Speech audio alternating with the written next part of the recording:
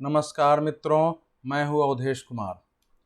मित्रों, आज का दिन इस मायने में अत्यंत ही दुखद रहा, देश के लिए पीड़ा का रहा कि कश्मीर के हंदवारा के मुठभेड़ में हमारे 5 जवान शहीद हो गए। इन शहीद होने वाले जवान में एक कर्नल रैंक के अधिकारी, एक मेजर, एक पुलिस का सब इंस्पेक्टर, एक लांस नायक और एक नायक शामिल था। यह बहुत बड़ी क्षति है, इसलिए कि कमांडिंग अफसर का शहीद होना सामान्य घटना नहीं होती है। हालांकि इस मुठभेड़ में 2 आतंकवादी मारे गए, जिसमें से लश्कर तोयबा का एक टॉप कमांडर हैदर शामिल था, जिसकी लंबे समय से तलाश थी। इस नाते यह कहा जा रहा है कि आतंकवाद की हमारी ये सफलता भी है, लेकिन इतनी बड़ी कीमत कि 2 आतंकवादियों के मारे जाने में हमारे 5 जवान शहीद हो जाए, कमांडिंग अफसर शहीद हो जाए, यह बहुत बड़ी कीमत है। हालांकि अगर आतंकवादी किसी के घर में घुसकर लोगों को बंधक बना लें तो सेना के साथ, पूरे सुरक्षा बलों के साथ समस्या खड़ी हो जाती है। उनको एक तरफ बंधकों को छुड़ाना होता है, दूसरी तरफ आतंकवादी किसी को बंधकों को न मारें, इसकी भी व्यवस्था करनी होती है। और फिर आतंकवादियों को या तो सफाया उनका करना होता है या फिर उनको जिंदा पकड़ने की कोशिश करनी होती है।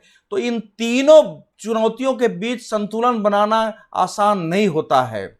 यह बात साफ है कि इन जवानों ने वीरतापूर्वक लड़ाई लड़ी, उनमें सारे बंधकों को छुड़ाया, किसी बंधक को खरोच नहीं आई, लेकिन ये अपनी जान नहीं बचा सके। और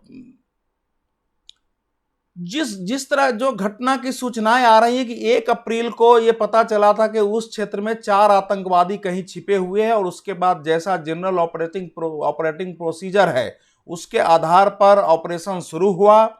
उसमें जिस टीम की मैं बात करना हूं जो शहीद हुए, उसमें कर्नल आशुतोष शर्मा राष्ट्रीय राइफल्स के कमांडिंग ऑफिसर थे। उनके नेतृत्व में ये टीम बाकी टीमों के साथ कोऑर्डिनेट कर रही थी। दोपहर को पता चला कि एक जगह आतंकवादी है, वहां मुठभेड़ हुई, लेकिन आतंकवादी भाग चले।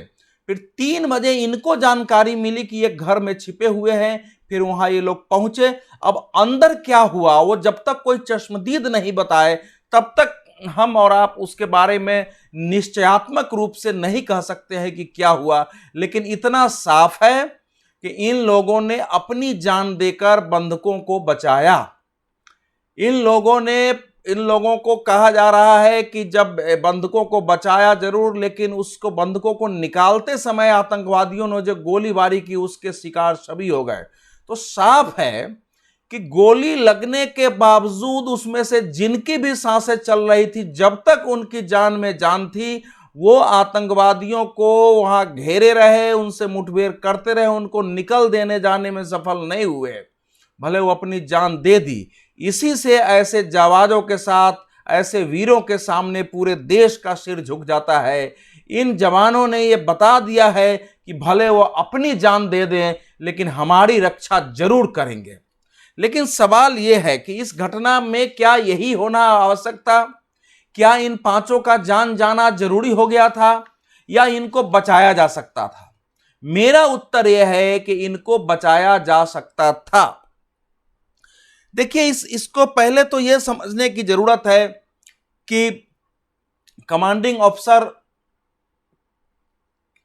का बलिदान लंबे समय बाद हुआ है। पहले सन 2000 में हुआ था, जब commanding officer colonel Rajendra Chauhan, brigadier BS सरिगल और 5 जवानों के साथ शहीद हुए थे। वो इंस्पेक्शन में निकले थे। 2015 में 2 घटनाएं हुई थी। एक घटना में, जैसा आप सब, वो घटना सबको याद होगी, जब 41 राष्ट्रीय राइफल्स के कमांडिंग अफसर कर्नल संतोष महाडिक शहीद हुए थे। और फिर दूसरे शहीद जो बाद में हुए थे कमांडिंग अफसर कर्नल MN राय, और उनकी बेटी को उनको सलामी देते हुए पूरे देश ने देखा था। तो कमांडिंग अफसर की क्षति बहुत बड़ी क्षति होती है। आतंकवादी तो मरने के लिए आते हैं, उनका मर जाना कोई मायने नहीं रखता। लेकिन अगर कमांडिंग अफसर, कर्नल स्तर का अधिकारी, मेजर स्तर के अधिकारी को अगर वो मारने में सफल होते हैं, तो उनका हौसला बढ़ता है। इस समय आतंकवादियों, उनके आकाओं, सीमा पार उनके प्रायोजकों में जश्न का माहौल होगा कि हमने भारत को इतनी क्षति पहुंचाई है। कुछ सोशल मीडिया पर कुछ शायद इस प्रकार से दिखा भी है। साथ ही साथ ये जो हंडवारा जो कुपवारा जिले में आता है, वही इस राष्ट्रीय राइफल का हेडक्वार्टर भी है और राष्ट्रीय राइफल्स ही है जो आतंकवादी गतिविधियों, एंटी टेररिस्ट ऑपरेशन को लीड करती है जम्मू और कश्मीर में। इस नाते भी आतंकवादियों के अंदर इस समय जो है मुंह में उनके लड्डू फूट रहे होंगे, वो जश्न मना रहे होंगे, उनका जश्न बढ़ गया होगा कि हमने उनके घर में उनको मारा है। अब ये जो क्षेत्र है, तो मैंने जैसा पहले कहा कि इसको रोका जा सकता है। ये जो क्षेत्र है, अब समझने की जरूरत है, ये जो क्षेत्र है वो क्षेत्र जो सीमा पार से घुसपैठ करके आते हैं उनका रिसेप्शन सेंटर भी है। यानी जो घुसपैठ करके आते हैं आतंकवादी जो अंदर हैं उनको जाके वहां से रिसीव करते हैं, फिर उनको जहां ले जाना है ले जाते हैं। तो ये माना जा रहा है कि ये जो चारों आतंकवादी आए थे, घुसपैठ किए हुए आतंकवादियों को लेने के लिए आए थे। जैसा आप जानते हैं अप्रैल मई के समय पाकिस्तान जबरदस्त घुसपैठ कराने की कोशिश करता है और उसका कारण ये होता है कि इस समय जो बर्फ जो है वो थोड़ा गलने लगता है इस समय। तो एंटी इनफिल्ट्रेशन ऑब्स्टेकल सिस्टम बोलते हैं, यानी घुसपैठ रोधी बाधा प्रणाली को ढकने वाली बर्फ पिघलने लगती है और बर्फ के नीचे जो दबी हुई जो तार के कंटीले बार होते हैं वो भी कहीं कहीं टूट फूट हो चुकी होती है। अब उसके लिए एम्ब्यूस लगाए जाते हैं, लेकिन उसका लाभ उठाकर वो घुसपैठ कर जाते हैं। ये जो कुपवारा जिले का राजवाड़ जंगल क्षेत्र है वो इसके लिए कुख्यात है और पाकिस्तान हर हाल में इस समय दक्षिण कश्मीर और उत्तर कश्मीर दोनों में आतंकवाद को खड़ा करना चाहता है और वो घुसपैठ कराने में सफल है। हालांकि इस वर्ष आतंकवाद के विरुद्ध लड़ाई में हमारी सफलताएं भी काफी हैं। इस वर्ष अब तक के मुठभेड़ों में 64 आतंकवादी मारे जा चुके हैं। 1 अप्रैल से लेकर के और 2 मई तक 30 आतंकवादी मारे गए हैं। अगर 25 मार्च से देखा जाए, जब से लॉकडाउन लागू हुआ तब से अभी तक 35 आतंकवादी मारे गए हैं।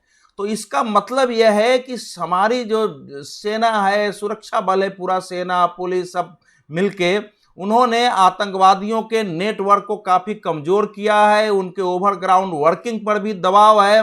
लेकिन 5 अगस्त 2019 को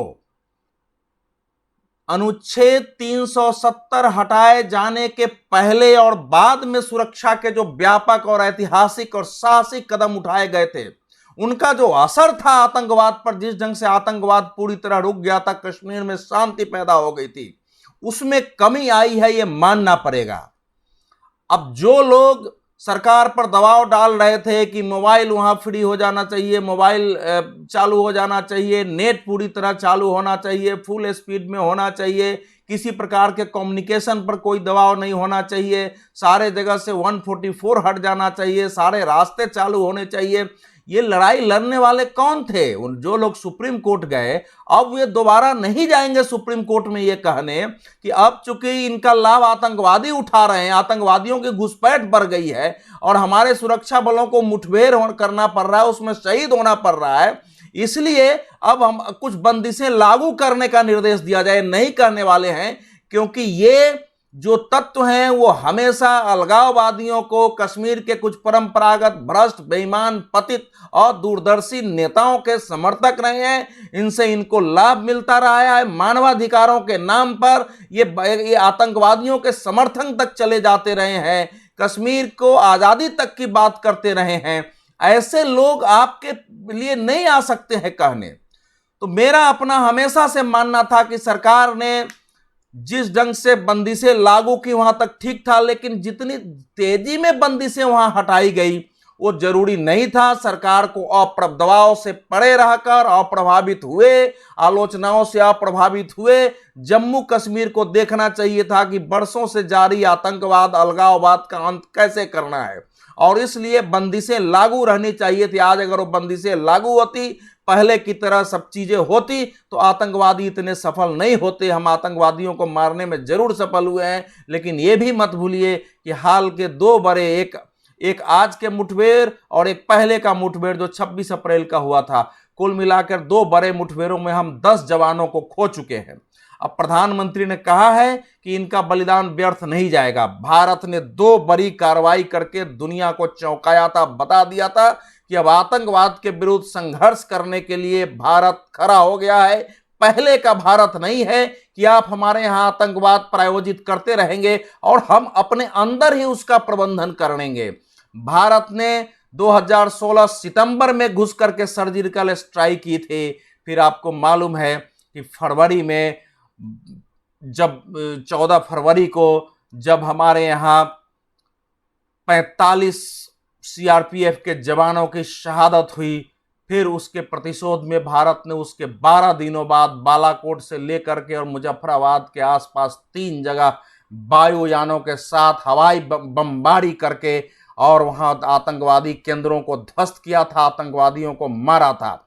और वो एक बदले हुए भारत का दर्शन दुनिया को हुआ था। ऐसा भारत जो कि अब घुस के मारने का, आतंकवादी ठिकानों पर हमला करने का, आतंकवादी का हॉट परसूट करने वाला देश बन गया है, जो किसी से डरता नहीं है। पहले एक डर था कि पाकिस्तान के पास न्यूक्लियर बम है, वो बदले की कार्रवाई कर सकता है। प्रधानमंत्री के नरेंद्र मोदी के नेतृत्व में इस देश ने इस मिथ को तोड़ दिया कि उस न्यूक्लियर बम रखते हुए पाकिस्तान कुछ नहीं कर सकता है। तो हो सकता है कि के बाद भी कुछ कार्रवाई हो, क्योंकि कोरोना संकट से पूरी दुनिया इस समय निपटने में लगी है। पाकिस्तान स्वयं कोरोना संकट में फंसा हुआ है, लेकिन बावजूद इसके भारत के कोरोना संकट में फंसे होने, लॉकडाउन का वो लाभ उठाते हुए और अधिक से अधिक आतंकवाद को प्रायोजित करने में लगा हुआ है। ऐसे देश को दुष्टता करने की अनुमति नहीं दी जा सकती है। हम शहीदों का नमन करते हैं, लेकिन अपनी कमजोरियों का भी मूल्यांकन होना चाहिए कि आखिर ऐसा क्यों हुआ कि अगर वो 5 लोगों की टीम कहीं फंस गई तो बाकी टीमें उनसे क्यों कांटेक्ट नहीं कर सकी। कहा जा रहा है कि उनका कम्युनिकेशन डिवाइस जो है ध्वस्त हो गया, बिल्कुल ध्वस्त हो गया। और जब उनके मोबाइल पर कर्नल आशुतोष शर्मा के मोबाइल पर फोन किया गया तो उसे वालेकुम सलाम वालेकुम की आवाज आई। फिर पता चल गया कि वहां क्या हुआ होगा। एक जाबाज अफसर हमारे बीच से, जिसको 2-2 सेना मेडल मिला था, एक जाबाज मेजर जो कि अपने कारनामों के लिए ख्यात था, और वो शहीद हो गया। ये हम सब के लिए दुख का अवसर है। लेकिन पाकिस्तान को इसका जवाब मिलना चाहिए, और साथ ही साथ हमारे अंदर जो पहले घर हैं उनको ठीक करने के लिए अगर आवश्यकता हो, जो आवश्यकता मैं समझता हूं, तो बंदिशें जितनी संभव है फिर से लागू करना चाहिए। क्योंकि कश्मीर से आतंकवाद खत्म करने और शांति स्थापना का इससे बेहतर अवसर मिल नहीं सकता है। जब 370 खत्म है, जम्मू और कश्मीर केंद्रीय शासन के अंतर्गत है, केंद्र शासित प्रदेश हो चुका है, इससे बेहतर अवसर नहीं हो सकता है। धन्यवाद मित्रों।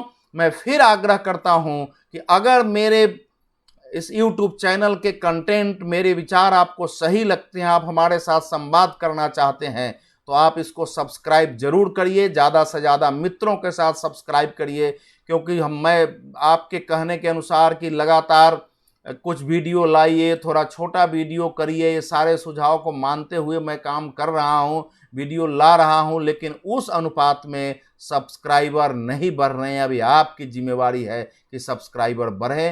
धन्यवाद, नमस्कार।